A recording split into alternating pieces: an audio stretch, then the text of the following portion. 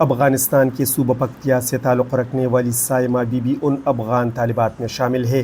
جنہوں نے پاکستان میں تعلیم مکمل کر کے اپنے خاندان اور ملک کی خدمت کا خواب دیکھا تھا، مگر افغان شہریوں کی وطن واپسی سے متعلق پاکستان کی پالیسی کے بعد ان کے یہ خواب غیر یقینی کا شکار ہو گئے ہیں۔ یہاں جب تعلیم حاصل کر رہی تھی تو میرا یہ سوچ تھا کہ میں یہاں پر اپنا جتنا بھی ایجوکیشن ہے وہ کمپلیٹ کر کے ہی اپنے ملک جاؤں گی اور وہاں کے لوگوں کی خدمت کروں گی، پر یہاں تو میری ایجوکیشن بیچ میں رہ گئی، تو مجھے یہ ڈر ہے کہ کہیں جتنے بھی میرے خواب تھے وہ بیچ میں نہ رہ جائے۔ پر یہ بات صرف میری نہیں ہے، اور بھی زیادہ لڑکیوں کی ہے،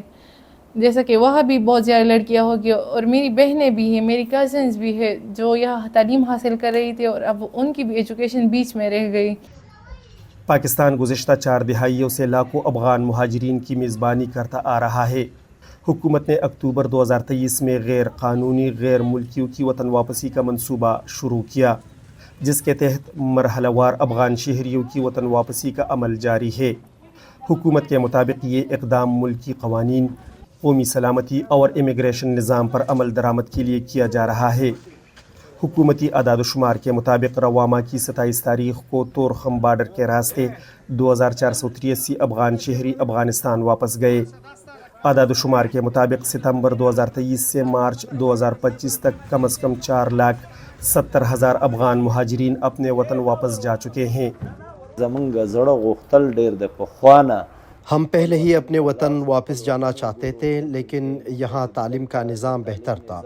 اور تعلیمی سہولتیں بھی میسر تھیں، اسی وجہ سے ہم اپنے وطن واپس نہیں جا سکے۔ ہم صرف اپنے بچوں کی تعلیم کی خاطر پاکستانی حکومت کے احکامات پر عمل درآمد میں تاخیر کرتے رہے، لیکن افسوس کہ ان کی تعلیم کا خواب بھی ادھورا رہ گیا۔ اگست 2023 میں طالبان کے اقتدار میں آنے کے بعد افغانستان کو معاشی بحران، بے روزگاری اور لڑکیوں کی تعلیم پر پابندیوں کا سامنا ہے، اور یہی وجوہات بہت سے افغان مہاجرین کے لیے اپنے وطن واپس جانا مشکل بنا رہی ہیں۔